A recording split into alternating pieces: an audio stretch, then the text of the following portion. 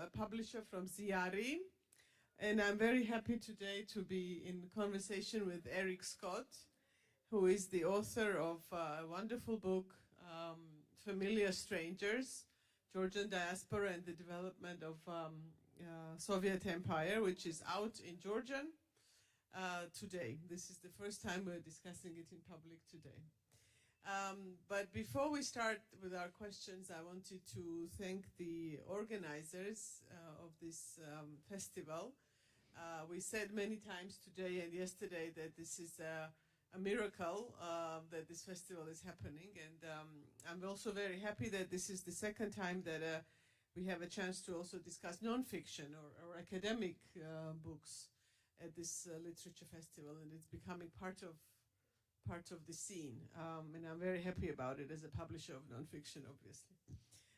But I also wanted to thank Natasha, who is right here. Also Erik for coming all the way from the US, the US Embassy for supporting the book, and also Katie Cantaria, who I don't see here, but she will probably be showing up later, for translating this book. And it's a wonderful translation. For those who don't know Erik, he's an associate professor of history from the University of Kansas and director of the Center for Russian, East European and Eurasian Studies. He also edits a prestigious Russian review. I was actually surprised when I saw that. I was like, wow, okay, good. So he's a wonderful scholar. And so now I will start with questions. And my first question is, let's first, before we, and this is the book, by the way, for those of you who don't see it. And so this book is not about history of Soviet Georgia, per se, from 21 to 91. And it is not a discussion of dissidents or anti-Soviet struggles or repressions, which is usually what is the topic of a book on the Soviet period. And so, without sort of giving the spoilers, in your own words, what would Georgians learn about themselves when they read this book?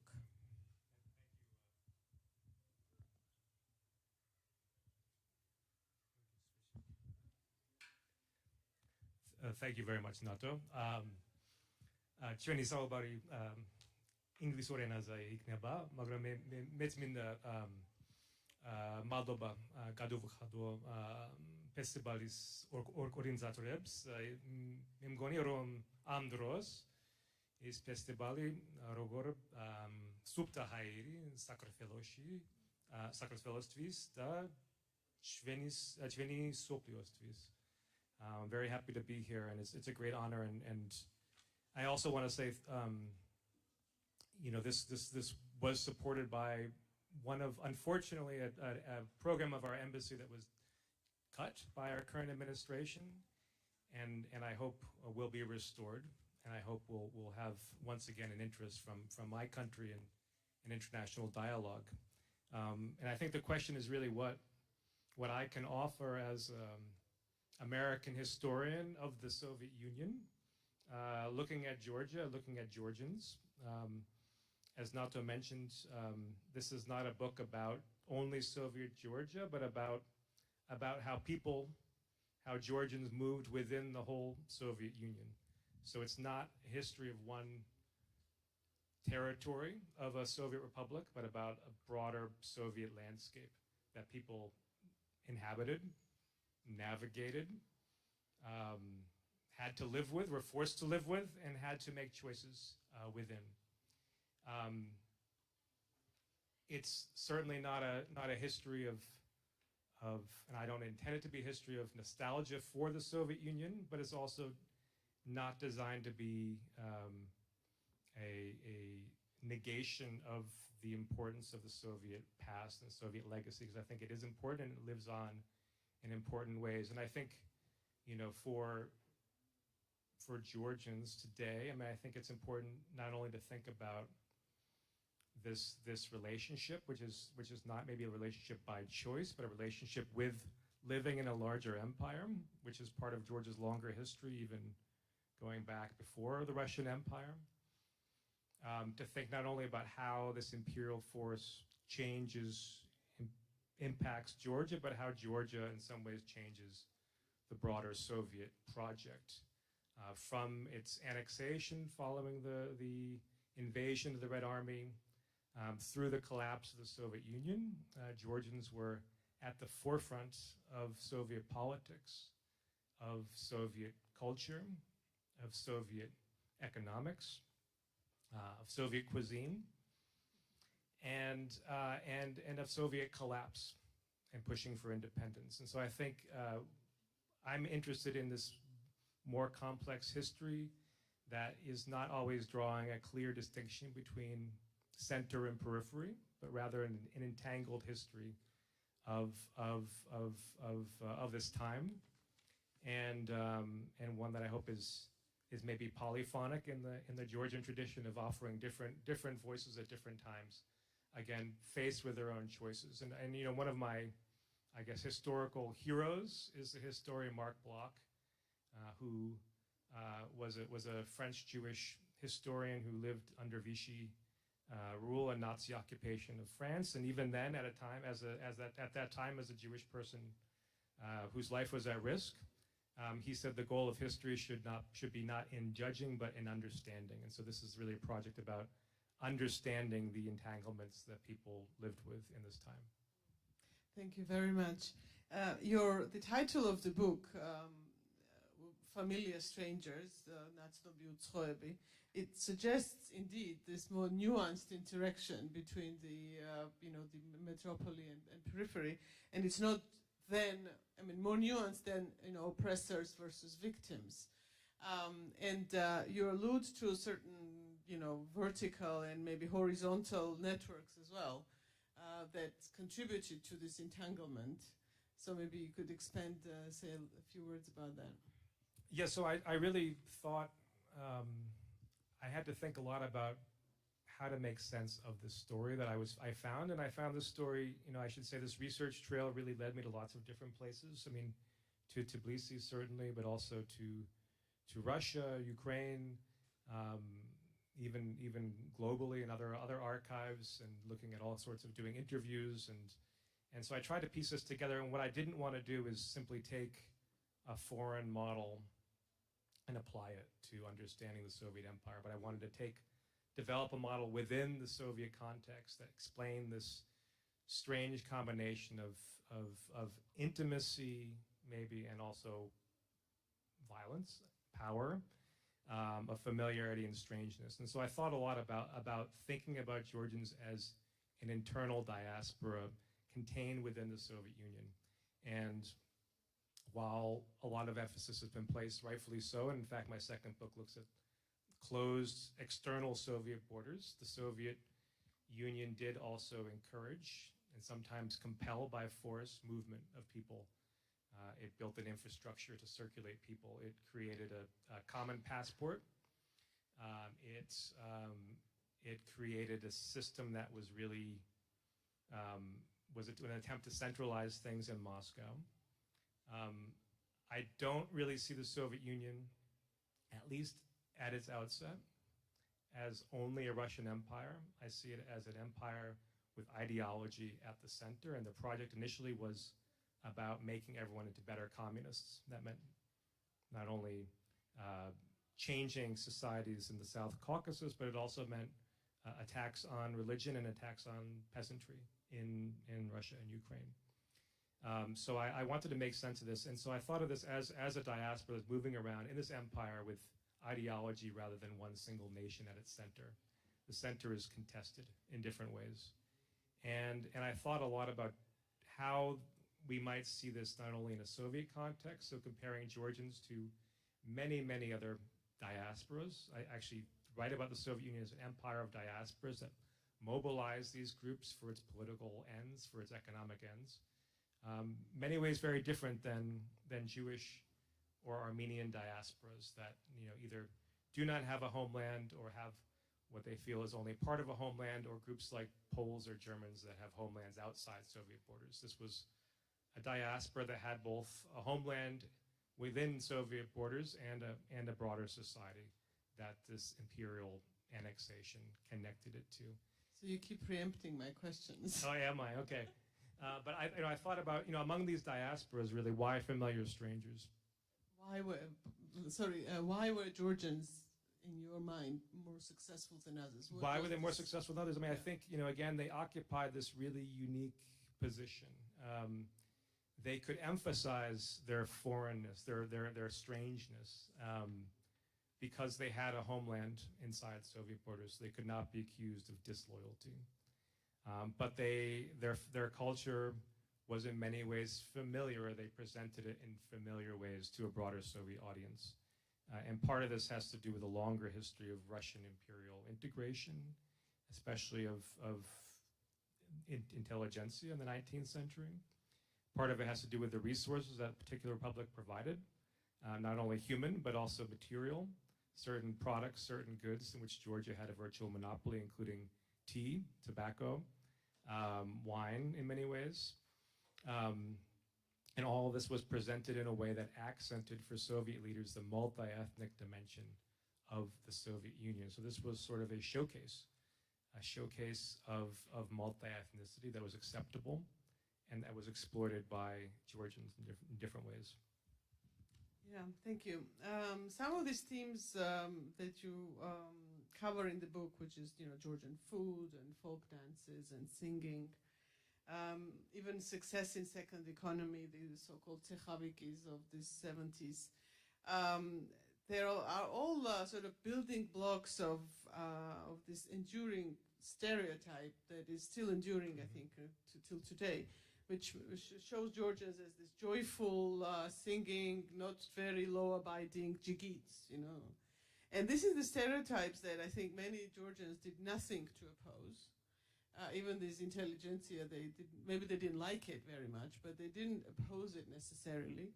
And until now, perhaps some Georgians are comfortable with this stereotype because it somehow hinted at the privileged position among other nations in the Soviet Union. Yes, we Georgians could do this, that, vice versa.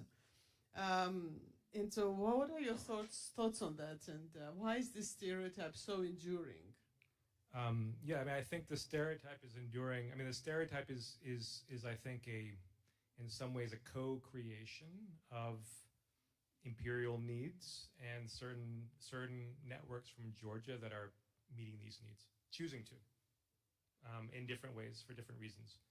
And so there is an orientalizing quality to these representations, but there's also, I would say, and it's a long jargonistic word, I realize, but an auto-orientalism, the sort of ways in which these stereotypes are performed by Georgians themselves. And this is why I guess you chose to have the jigits on the cover of the book against a red background. I think these stereotypes are enduring because there was a lot of power attached to them.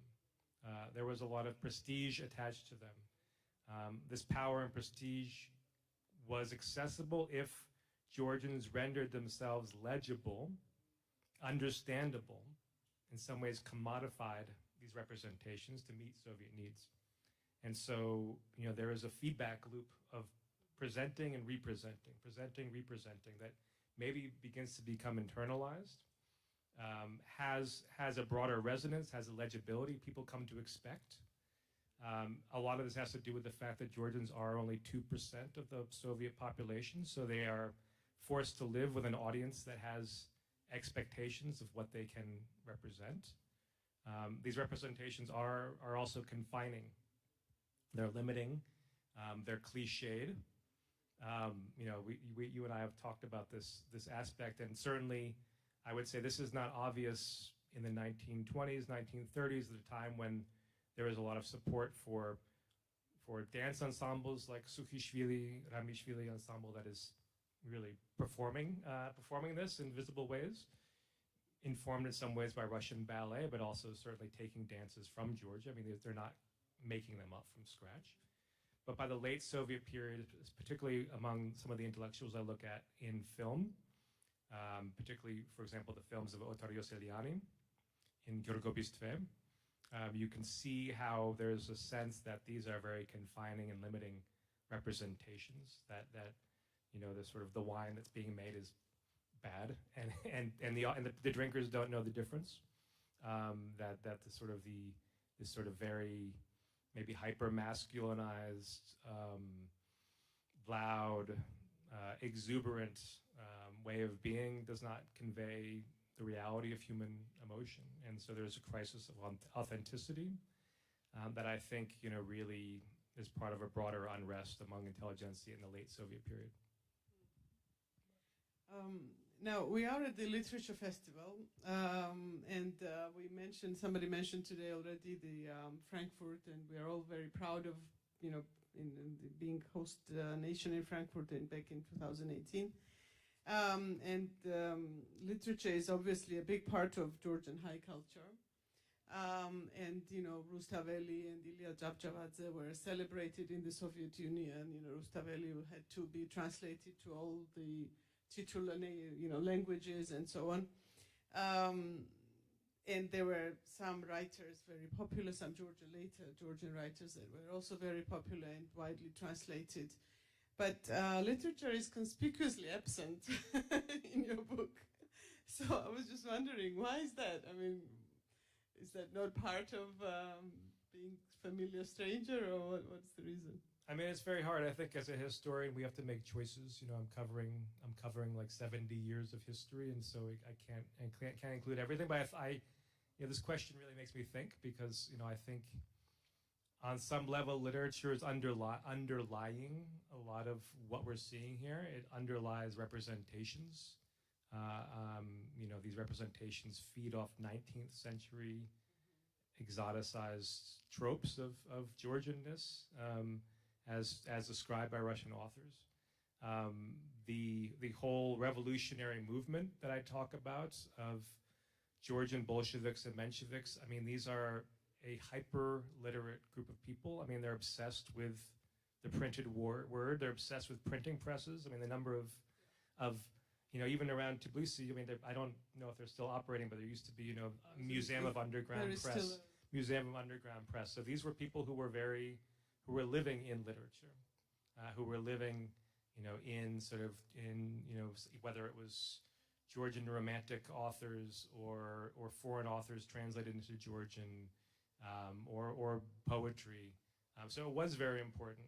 It was very important, but I think, in terms of why it didn't have broader resonance in a way that set Georgia apart from other countries, and because this is what I really had to focus on. I mean, every nation in the Soviet Union had to have its national literature and had to have its bard, and of course Pushkin was bard number 1, but Rustaveli was maybe bard number 2, and then you could make an argument that he's more important because he's like 600 years before Pushkin, and we have the statue down the street, right, and the metro station. But I think, really, and maybe I'm wrong, but what I found, at least in this, and one could write about this in different ways, but what I found, when I looked at this, was a Georgian literature that really was very important for Georgia in the Soviet period, that certainly, suffered as a result of these mass purges in the 1930s. So like, groups like Sispere Klansebi that were sort of really executed, was a huge setback for Georgia. I also wonder, there was a discussion earlier today about, why Georgia was not known for its novels. And this is maybe an interesting question too, because certainly for poetry, we have Galaktion Tabidze, who was very important and translated. But it's harder to think of novels. I do talk about Alhazishvili's Kvachatiradze in this as a sort of an interesting moment of Georgian examination and playing with stereotypes. But it is sort of underlining it. I mean, it does come back. I think it's there in the film chapter too, because so many of the filmmakers I'm looking at are in some ways multimedia artists. I mean, if we think about Rezo Gabriadze, who's like writing screenplays and making movies and sketches and puppet shows. I mean, this sort of sentiments, maybe preoccupations, maybe some of the not moralistic, but the sort of the exploration of morals there and of compromises is very Georgian, I think, and the sort of characters naive characters that really tell you a lot about what's really happening. So I can see this in film. So I think it's sort of there below the surface. It's very important for Georgia. I think it's, for Georgian artists, it's like a source of inspiration. But for a Soviet-wide audience, I think these forms of mass culture are more at the forefront of what they think of. You mentioned the tropes of Caucasians, yes, and Georgians, and also people of the Caucasus, if we go back to stereotypes. So there are from Pushkin and Lermontov and Tolstoy, obviously, and then there is this obligatory Georgian in Soviet movies, and then there is Astafiev and other Russian writers that have Georgian characters in their books. And that probably also contributed to stereotyping. I mean, you mentioned that the stereotyping is sort of exercise of reconstruction, in a sense that, it's Russian stereotypes, but Georgians are also happy to put their own bricks there. But I was just wondering, so there is this literary character of a Georgian in Russian literature. But, I mean, now that we're looking into Europe more, in European literature, I mean, I'm saying in European literature, which does not exist, obviously, but in different literatures of European countries, there is no such character. I mean, Georgians are not a character in maybe Russians are, but Georgians are definitely not. And in American literature, I don't know a Georgian character. Maybe there is one. But I was just wondering if this fact of absence perhaps helps Georgians, portray themselves the way they are, and not the way they are seen by a literature. Any thoughts of that? Maybe. I mean, it's a very interesting question. I mean, I sort of the one, historian here. I sort of not my project really to create this. I mean, also as an American, I mean, it's not my project to create this. I mean, I think it gives Georgian authors a lot of freedom in many ways. It's like a blank slate almost, like an unknown. But it's very hard even as a historian to sort of face a blank page. And so it's a sort of there's the risk is that it's maybe not. It's hard to convey. It's hard to understand. I think in the Soviet period and the post-Soviet periods, there are Georgians sort of performing for a predominantly Russian audience. Did get very creative at using stereotypes, but recasting them and changing them in this almost postmodernist way, and playing with them. So that's sort of one path to freedom within a confined We think world. about musicians, Orera and others. Yeah, Orera. I think about a lot of filmmakers. I think about sort of the ways in which these are. I mean, Gabriadze did this a lot with sort of like very folkloric things, but using them in different ways that would read differently to a Georgian audience versus a Soviet audience, and the kind of fable, use of fables and Aesopian types of things. I mean, now it's a freer time, and so I think I would hope that Georgia could use this as a moment to feel. Georgian authors could use it as a moment to feel less constrained by what has happened and what's been done in the past, to think about new forms of inspiration. At this festival today, we have not only European literature, which I agree doesn't exist, but also people from Peru and Nicaragua.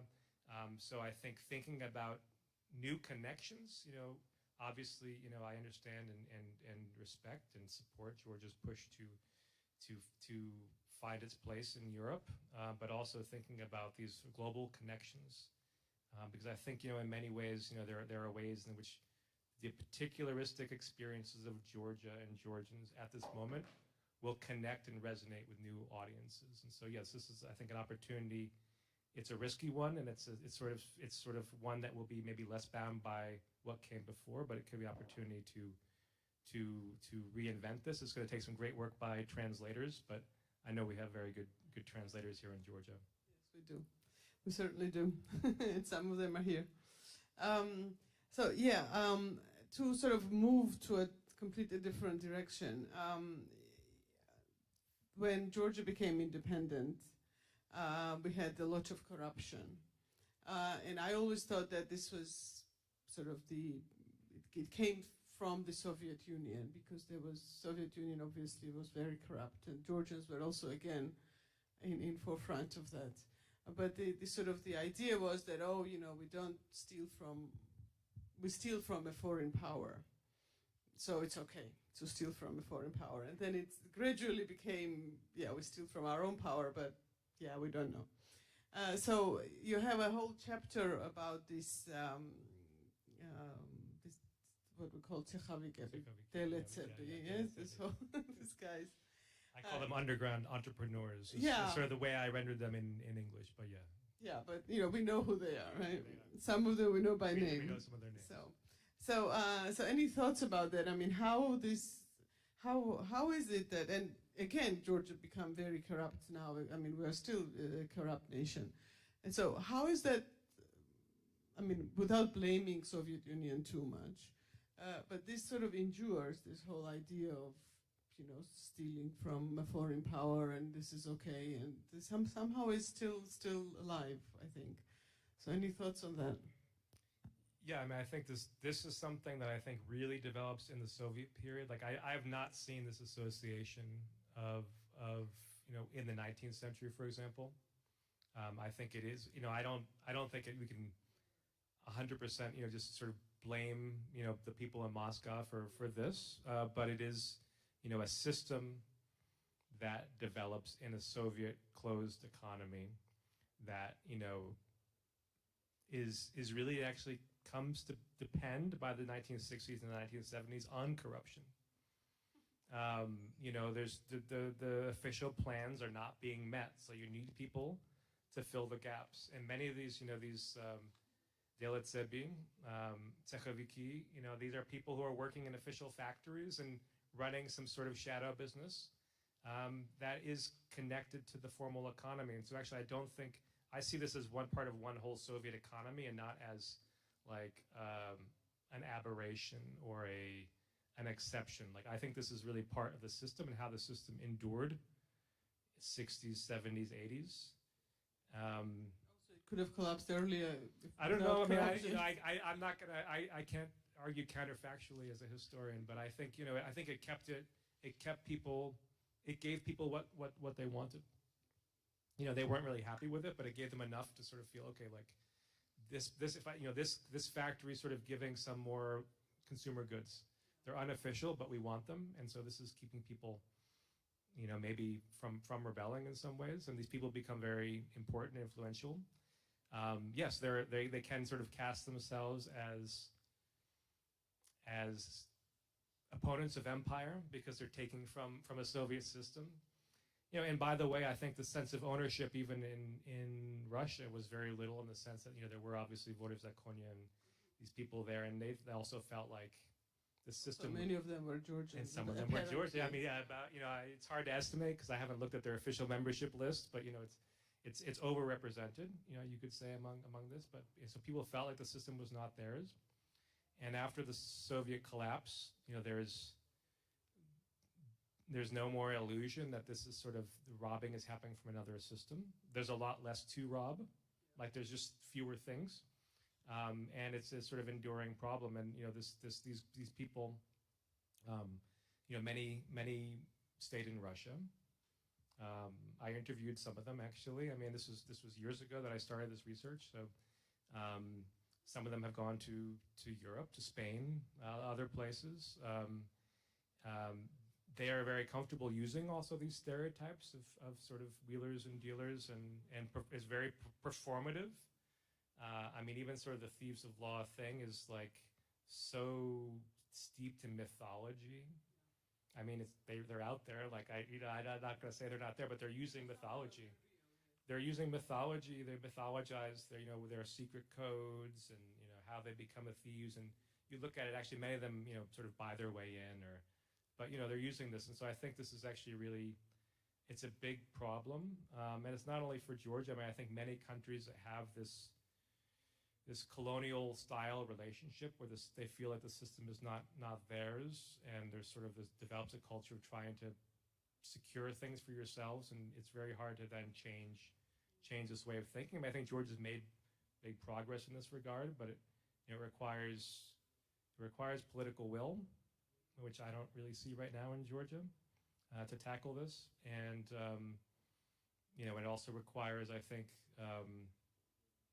again, sort of some sense that there's a system that's providing more economic equality and opportunity for people, so that these opportunists don't come in and try to persuade people that this is some alternative or some romantic way of living.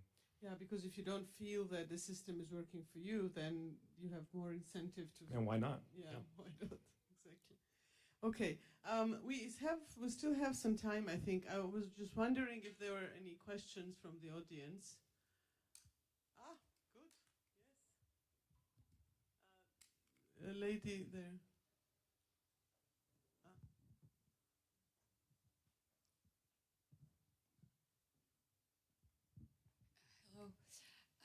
I was wondering if you have read, I think probably yes, Nato Alhazishvili's Eighth Life. It just made me think, while listening to you, this very interesting quote, place where she says how the whole Soviet Union, the countries feared the regime, and Georgians only faked the fear. And how we were somehow protected by the nationality of Stalin. And it's very interesting. There's a lot of details about how the regime actually used our weaknesses and projected them as if our strengths, kind of flipped the coin, and we thought that we were in this very privileged position. But at the end, it was the effect, like what you said about self-inflicting culture, that we're only great drinkers. And so this kind of stayed for decades. And I wondered in general what you thought about it, and also about how much of the part really Stalin's nationality played in maybe special treatment towards Georgians. Thank you. Wonderful question.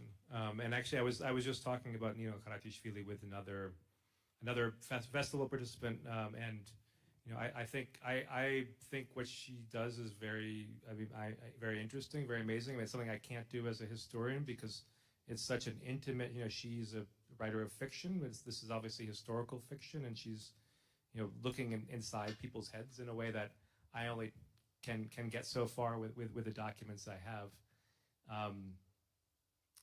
And it was a big question for me coming into this. I mean, I did not want to write another book about Stalin. I mean, there's a lot of very important ones, but I didn't feel like this would be my contribution. I wanted to actually locate Stalin in a broader Georgian revolution that happened within the Russian Revolution, or a Georgian revolution that happened within a communist revolution, of which Stalin was actually, started, these Bolsheviks started like at the periphery of the Georgian Revolution. The Bolsheviks were always maybe somewhat marginalized. They weren't the most popular revolutionaries in Georgia. And I did that actually by focusing not only on Stalin, but on people around him. So Sergei Ordzhonikidze comes to, in the book as a very important person and as a very important patron, and maybe more typical in some ways. I mean, Stalin as such a sort of, created himself, in many ways to sort of be one of a kind. But I try to maybe place him within his context. And I think this is, unquestionably important for understanding Stalin. I mean, his first major position is Commissar of Nationalities. So he's using, in a way, his Georgianness to say, here I can talk about a multi-ethnic society in a way that, that my Russian colleagues can't. But, there are many people around him, and people that are older than him, like Avlenukidze, who's very important and very influential. I mean, just to name a few, Shava Eliava, there's Orachelashvili, there's Akhujava, Besolomanadze. I mean, there's all this sort of group of Georgians using, in some ways, the sort of the capital they have as sort of representatives of a non-Russian group, bound together in some ways by this brotherhood of being non-Russian, and they greet each other in Georgian, they're to each other, and actually half Georgian, half Russian, like some kind of admixture language. But ultimately for Stalin, the number one thing is the revolution and himself, and so he sort of uses this group, and then ultimately is willing to sacrifice many who were his closest comrades to the purges. And so I think to this question of to Kharatishvili's exploration of this, I think this does have then longer term consequences. I mean, these patronage networks are built up in the 20s and 30s, and Georgian institutions are supported in certain ways. And the first national song and dance ensemble is Georgian. The first there are these sort of preferences, but they are very limiting, and they're embedded in these institutions, and they're sort of occupied by certain elites, and not by Georgians as a whole. And I think they still have a lot of power, and there's a post-Stalinist sort of ways in which many of them are turned into critical institutions critical of the government, but there is sort of an imprint of power and of violence that I think is latent in many of them. So I hope that's a beginning to the answer to your question. Thank you. We have one more.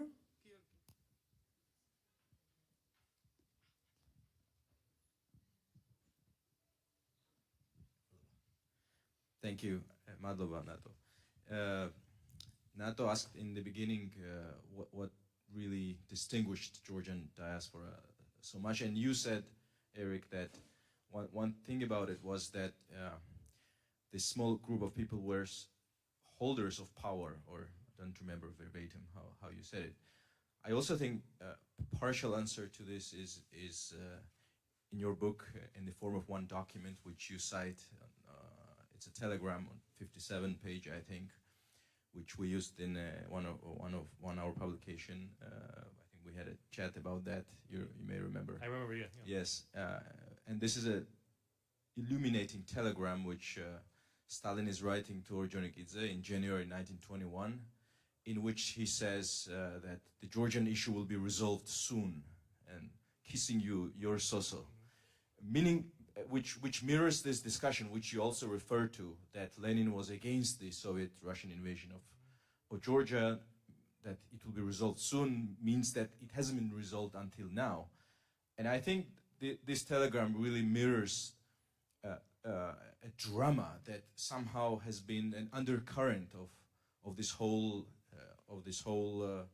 let's say microcosm of political Georgians in Moscow, which is that they, and Stalin in particular, spearheaded the Soviet-Russian invasion of independent and democratic Georgia, and then the suppression of the 1924 uprising and the real bloodbath, and they presided over it. So this drama and this bloodbath has really been buried there.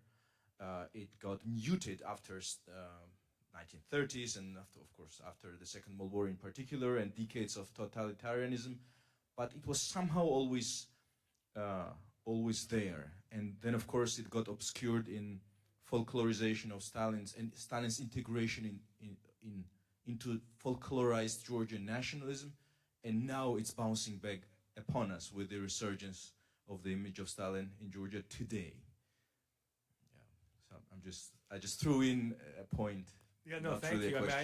It's an amazing telegram, and I should say, I was very fortunate to do this research at a time when Russian archives were open, and when Georgian archives are open, and I think it's I am so impressed with the work I'm seeing among my Georgian colleagues, historians, and Georgian graduate students and recent graduates.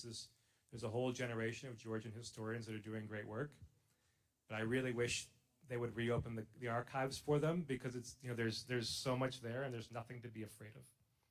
I think actually we can understand better some of the you talk about buried maybe trauma of these events, because these events this was in some ways you could say a Russian occupation, but also it was a Russian occupation led by Georgians. Undertaken actually against Lenin's advice. These were sort of the most radical centralizers were Georgians. And so what are we looking at then? We're looking not simply as a conflict between two countries, but you're looking at an internal and civil conflict within Georgian society and Georgian history. Could you, sorry to interrupt, could you also say that if they didn't occupy Georgia, there would be just diaspora with a country outside the Russian Empire? No, I mean, if Georgia stayed outside the Soviet Union, then Stalin and Orджоникидзе would be just other, like Poles. I mean, maybe, you know, and that was the danger. You know, Dzerzhinsky was the Polish person who was the founder of the Czech. Well, you know, there was, you know, he you know, I think in Georgia is different because, you know, Georgia was part of the Soviet Union. I mean, again, I can't argue counterfactually. It was. I mean, it was, and that's the way it was. And, you know, as a historian, that's what we have to write about. You know, that there was, you know, the score settling was personal. It was personal. Like with, you know, with Stalin, it was personal. He was, you know, there were people who, you know, he personally did not like. There are people who Orджоникidze they personally did not like. There's certainly a long list of people Beria did not like. And, you know, this is it's personal and intimate in a way that the terror isn't always everywhere.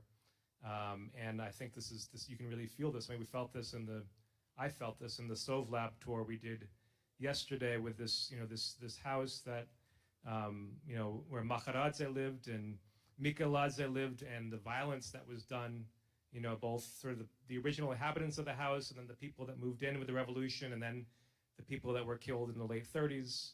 And then even now you can see like the way this history is contested in these plaques outside.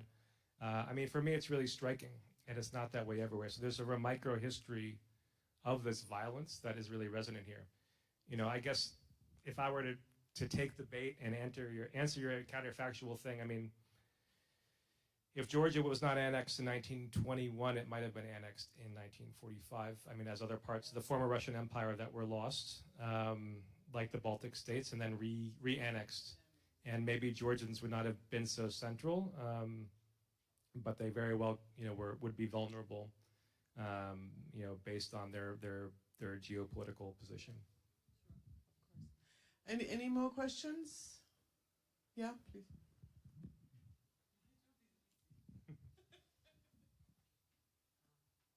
Thank you. I did not read the book yet, but I read your article before. And I had one question, but at the same time, we were talking about the Georgians as a kind of privileged group within the Soviet Empire. But at the same time, Georgians, for me, also resembles other Eastern projects what Soviet Union has. And they're not quite as, for example, others, for example, Slavs in the Soviet, like, for example, Ukrainians or other Russian. Maybe it was temporarily, for my understanding, during the Stalin period, and it was brief. But at the same time, you have still the same East project, and the Georgia is one of the projects of the Soviet Union. And it's also like familiarly, like in cultural and cultural and literal representation is the same as, for example, like British has. For example, I do not want to like quit, but we have Indian food in London. So how it is Georgia as an exception from other imperial exotization, orientalization, colonization. I know that like its economic things are different there because it was Soviet system. But for me, it's also like familiar. But after the Stalin, it's then became returns to the same, and you have this still East and still Georgia is playing in the same league as other Eastern republics.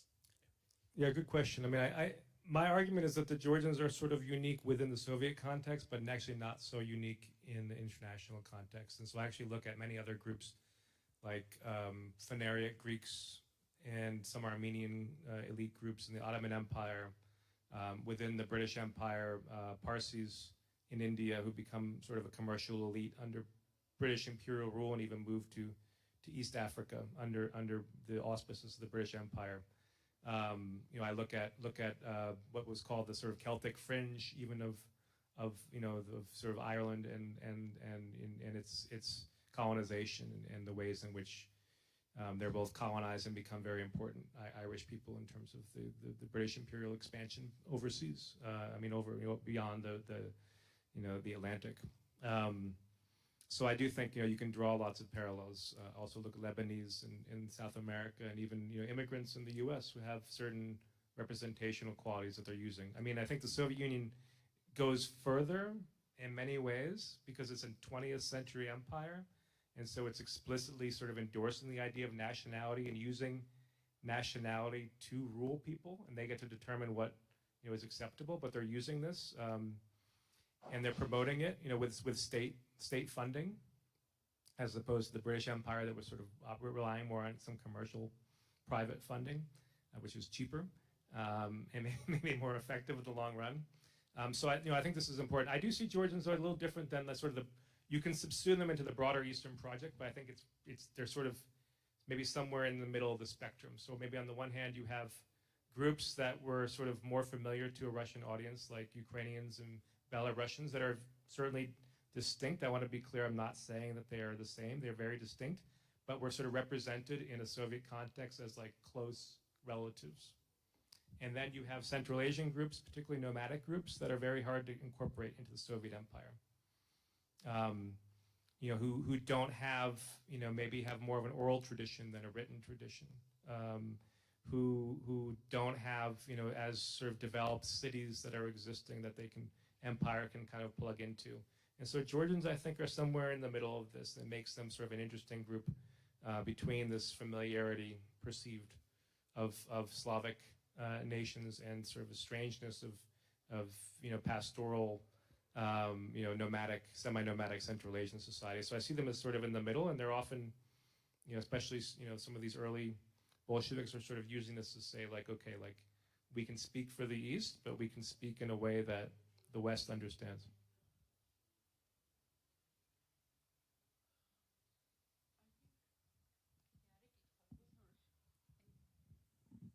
Any more questions?